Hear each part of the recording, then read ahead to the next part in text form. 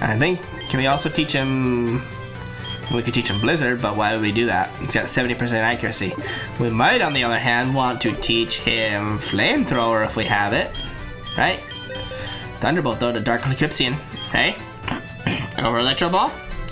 It's 90 power over the speed that we don't know that Dark Eclipsean has. Maybe not. He's pretty fast, right? He's got 54 speed. Never mind. His speed sucks. Let's teach him Thunderbolt. Yeah, goodbye. Electro Ball. Psychic. What about Psychic? Anyway, Oka? Okarudo, you want to learn Psychic? I mean, I really like Sheriff Woody's moveset. I don't want to screw any of that up. But, you know, we could definitely teach it to Oka. Where's my Flamethrower at? Isn't there a Flamethrower TM somewhere? Rock Tomb over Rock Blast. Probably.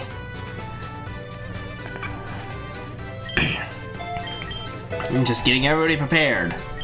Aerial Ace? So many people could learn Aerial Ace. Interesting. Flame Charge? Alright, Flame Charge was the weaker one out of the Flame Wheel. Right. We don't have Flamethrower? Huh. Very interesting. Well, anyways... Aquajet?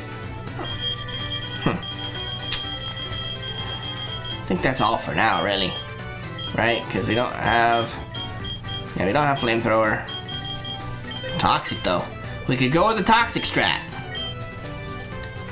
Toxic would definitely help us out. I'm probably going to end up teaching somebody Toxic, but just not now. I want them to all have their moves.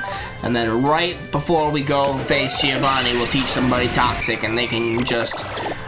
Boom, take him out. Boom, take him out. Boom, take him out. Right? That's the hope, anyways. Oh, if we can teach somebody Parasong, that'd be great. Then it's just a 3-turn victory. And we don't have to worry about anybody. Right. So we're gonna teach somebody Toxic, we just don't know who yet. So now, we're ready to go train again.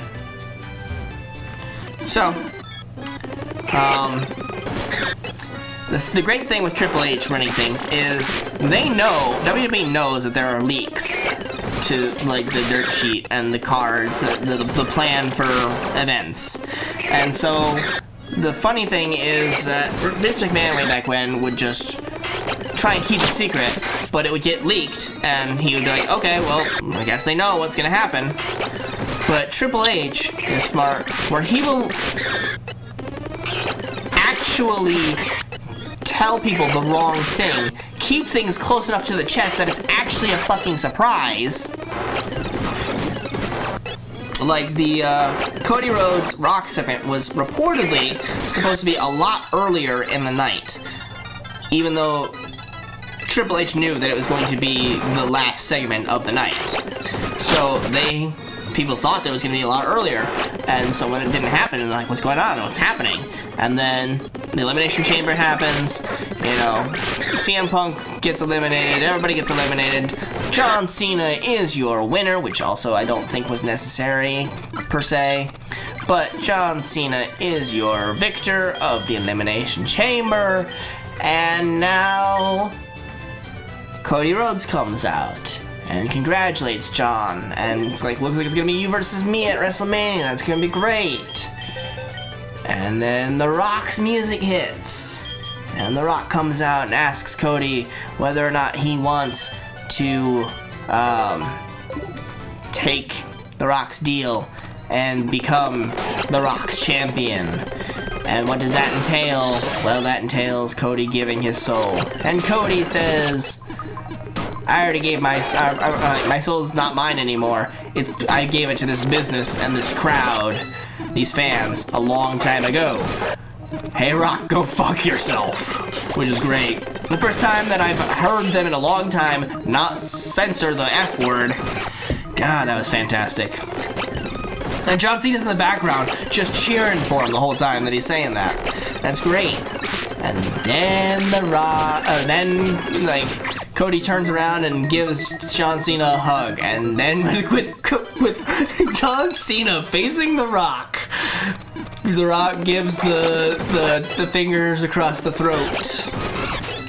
His thing, and Cena just gives this dead face, like this dark look on his face and everything, and pulls apart from the hug and kicks Cody right in the balls, and we have what is considered the greatest heel turn of all time, because John's been a babyface for so long, and I'm kind of torn on it, because I really like John turning heel. The storyline is great.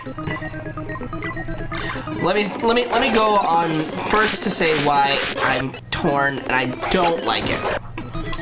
And that is because John Cena has been a face for so long that not only like has he been like the face of the company and a baby face, he has been a good guy for so long. He is like, oh, we're evolving.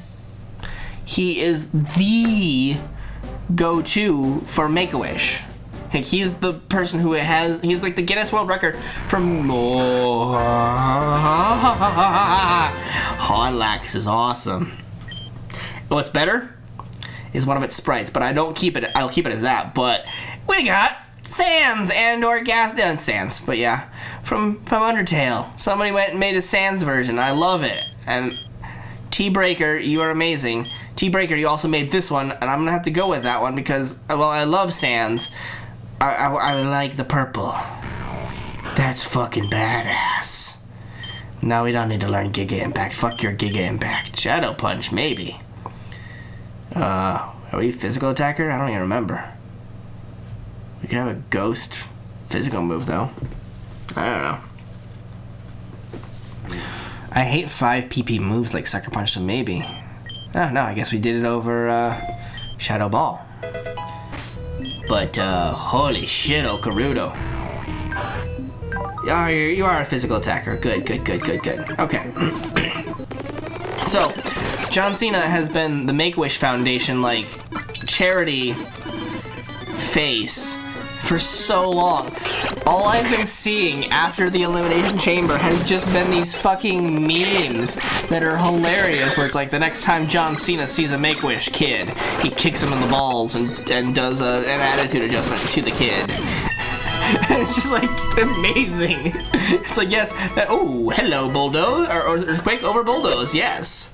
So it's hilarious and everything, but that's like, ooh, yeah, he's the Make-A-Wish Foundation guy, and he's really hurt a lot of kids' feelings by doing this.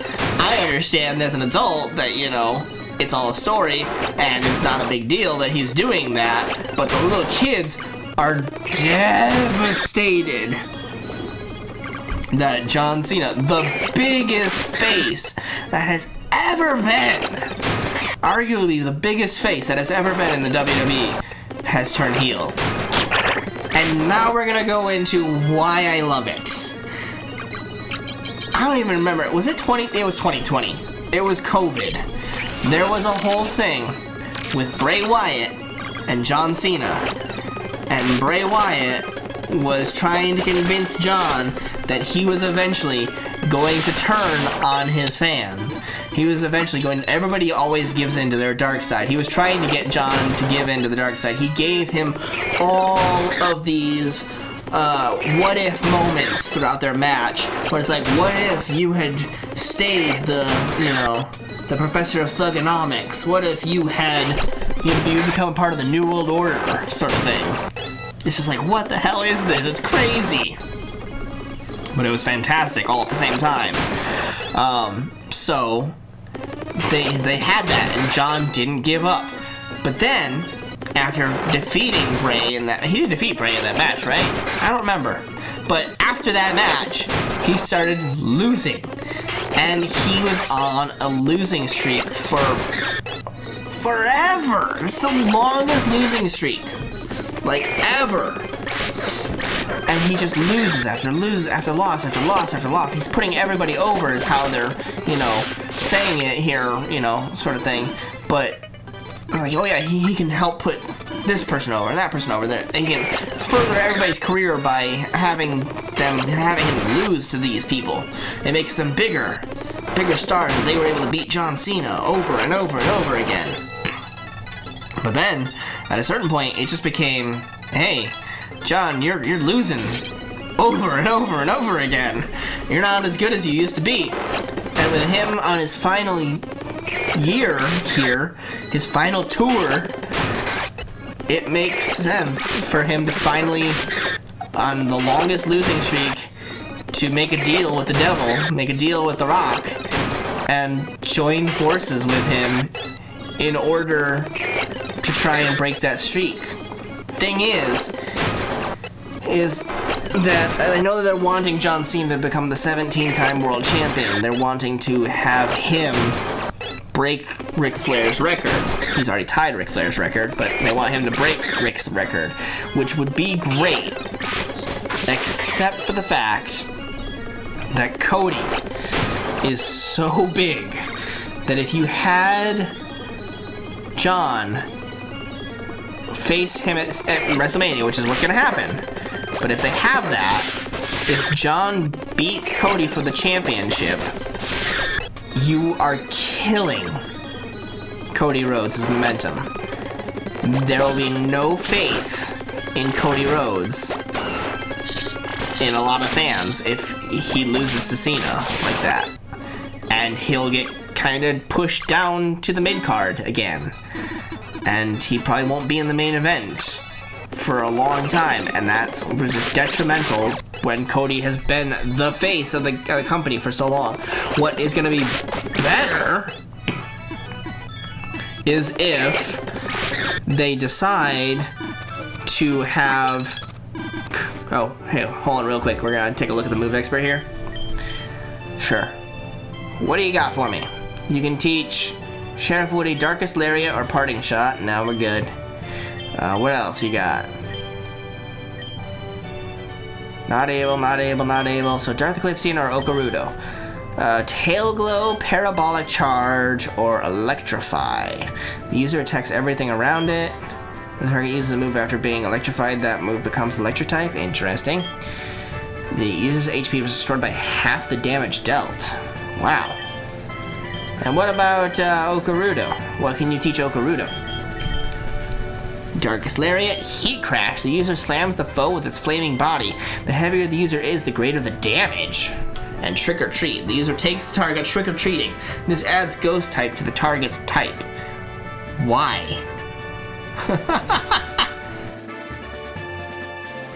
Alright, well, I mean, like, how heavy is Okarudo? Right? Like, it's part Snorlax, so it's gotta be pretty fucking heavy, right? Where even is that stat? 507 pounds! I don't know if that's good or not, guys.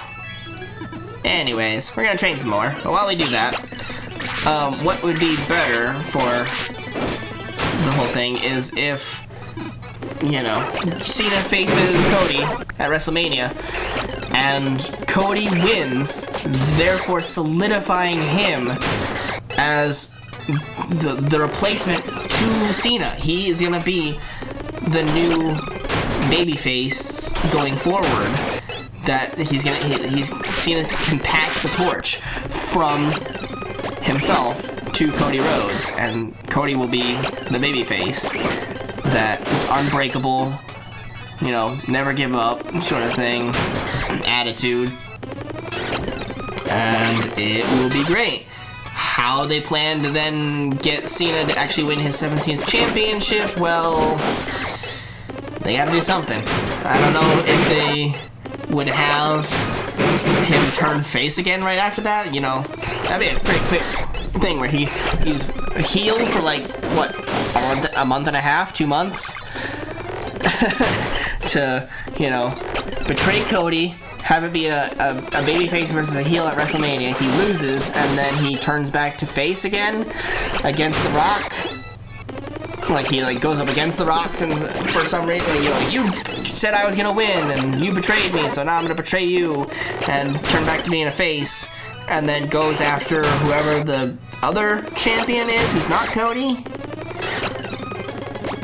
Which I hope is going to be Jey Uso, because Jey has just been kind of deserving. Like, Jey is the natural push that he's been getting and everything. This is the WWE needing to actually go with somebody who has got a natural push and propel him to the heights that people want him to be at. You know, so I mean, like, Gunther is just so forgettable to me, honestly. It's so sad and so pathetic. Like, I always forget that Gunther is the World Heavyweight Champion. I'm like, oh, right, he is. Discharge? Nah. No, we don't need it. So I completely forget that Gunther is the champion. Just like I forgot that Shinsuke Nakamura was the United States champion. I'm like, who is the United States champion? Oh, right, it's Shinsuke. Completely forgot about that. Hey, look. Darth Eclipsean's evolving. We're getting the Crobat! Is it Kroros? It's Kroros! I like it. I really like it, actually. It's pretty awesome. I kind of like that one too, but I think I like that one better. The one with the, like, this is like it reminds me of something. I can't figure out what though, but like, that's a pretty good one there. The one with the blue tail. You got 3 different colored tails: red, blue, and white, gray, something. Thunder Punch again. I forget. Were you special or physical? I don't remember. I forgot already. Oh boy, Cross Poison. Well, over Poison Fang, yes.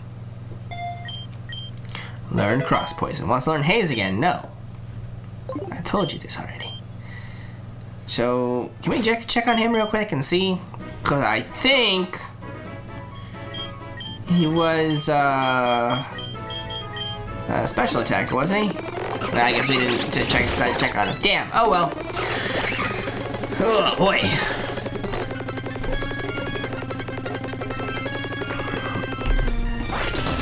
So, I mean, Jey has just been one of those that, you know, the Yeet Master that the fans have loved to get behind and everything, and he's got the natural push going.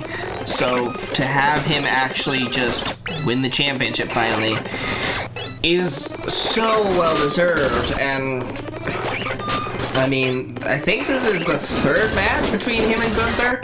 So it's like, if you don't have him win here, why do we even bother revisiting this over and over and over again? Each time it's like, oh, he was so close. Oh, he was so close. Okay, well then actually give it to him this time. Let him win this time. No, we slowed it down. You know what that means? It's time for another evolution! It's going to be Ride On, Licky Licky.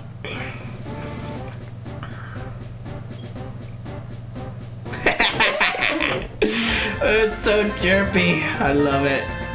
Licky Licky Don. Or Licky Don. Hammer Arm. Interesting. But I hate that 90% accuracy, guys. You know that. I'm not doing it.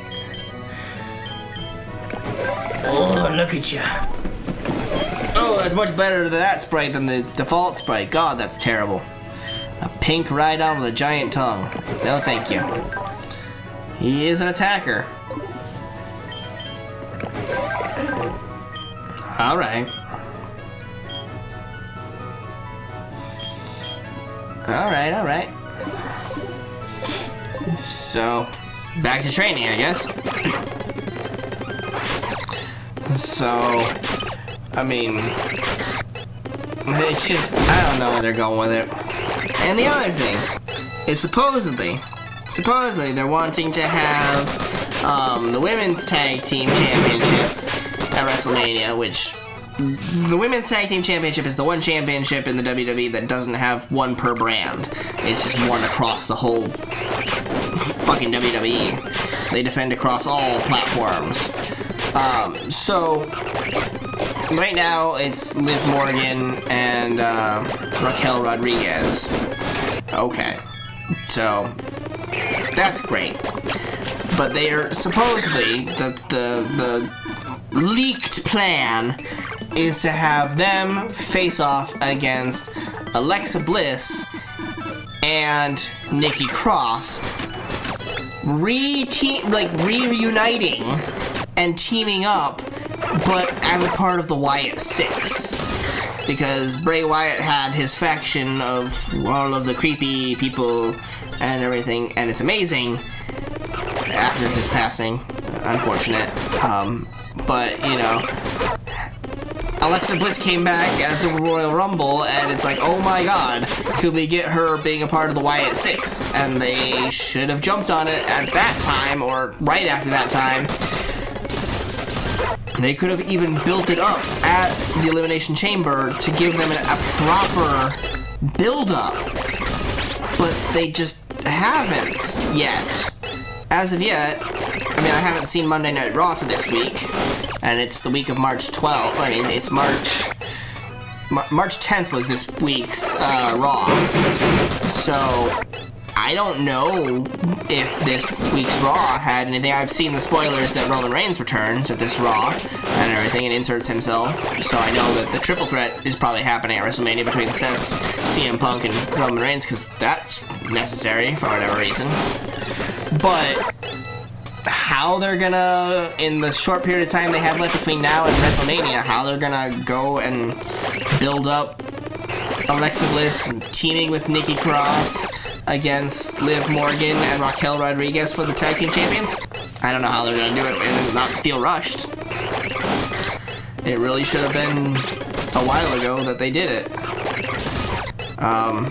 Because that's the thing, is WWE is now looking with Triple H at the helm. It seems to be looking a lot more at long-term storytelling, not just like this quick thing. So it feels out of character that they haven't built up a story for them just yet. And they really should have. I mean, they had to think of... I mean, they're long programs, guys. I know why some people can't get into wrestling, because it's 3 hours on one night and 2 hours on another night. There's 5 hours out of your week that you gotta spend watching wrestling to pay attention. And then if there's a pay-per-view or premium live event, then you gotta watch that too, which is another like 4 hours. And sometimes there's pre-shows, and if you want to watch NXT, which nobody wants to watch NXT, but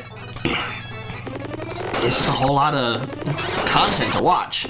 But it's a way to tell long-form storytelling, and with how much the time they have in each episode, they have a lot of stories to try and get through, so it makes sense that they can't always have great ones for everything. I mean, look, there's always been this whole thing where it's like, yeah, the World Heavyweight Championship and the WWE Championship are on the same level, but there's kind of always been like a, hey, only one of them can actually be the main event at any pay-per-view.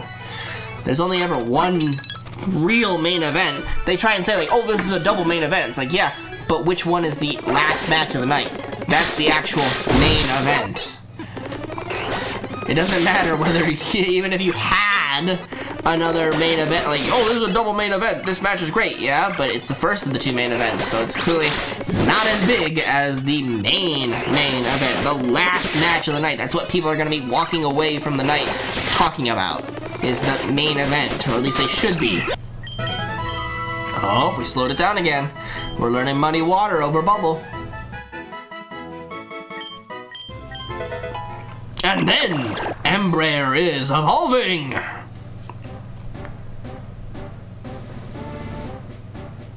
Into the muck side of things. It's a guac! I mean, it doesn't look great. Let's learn Venom Drench. It doesn't look great, but it looks better than what the alternative is. Yeah, we're gonna we're gonna give up on Venom Drench, but we're gonna show you what the alternative is, cause it did not look good. Yeah. At least that is a custom sprite. But when it evolves again, boy, are we gonna be disappointed when it's gonna lose that custom sprite. So sad. So, I mean, they've always had where it's like, hey, you know, even though Raw was the flagship show, the big feud was Roman Reigns versus Cody Rhodes on SmackDown. And that was the main event of a lot of pay-per-views, was when Roman would be fighting. And now, Gunther is so forgettable and everything, I forget that there's 2 championships. Half the time. And so for them to put it on Jay would not only be giving the fans really heavily what they want, but would probably make it so that I can remember who's the champion for once. Because it's just like, oh yeah, Gunther is so forgettable. He hasn't had any real memorable feuds to my in my opinion. He's had like a couple good matches, like when he faced off against Sammy, and like Sammy was so close to beating him, and when he faced off against Jay a couple times, and Jay was so close to beating him both times. But there's not been a big feud that anybody has really had any investment in. It's like, oh yeah, Gunther, okay, he's better than everybody, and he wins the match, oh okay. Darn, I was hoping somebody would beat him, but there was no threat on it. The only thing that makes Gunther even a heel is the fact that he acts like he's superior to everybody, and that's what makes it so that he's not a face. Otherwise, he's a fantastic wrestler. And Embraer's evolving. Here comes that garbage that I was talking about. Look at how ugly it is. It's a Sleuk. Isn't there one more evolution of this Pokemon? Maybe the final one will be better. No, you're not gonna learn Venom Drench. We already said no to that. No to Gunk Shot. We already said no to that. Just fuck off. Alright. Oh god, it's only got this one custom sprite too. It's so terrible. Alright, back to training. So that was my rant about wrestling. It's interesting to see where we're gonna go. I've always been a fan, I mean not always, but I've been a fan for a number of years. I go and I see live events all the time. So I'm always somebody who roots for the baby faces. I'm not somebody who likes the heels all that much. I do like some heels, but for the most part, I like, yeah, go good guys all the way.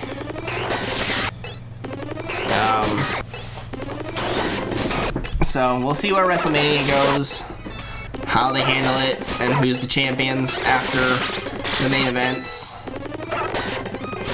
But it's definitely better than the Triple H, or not, sorry, Triple H. It's definitely better than the Vince McMahon era of things. Triple H is a better storyteller, in my opinion, on that whole thing. So we're going to continue grinding, and I am going to come up with another topic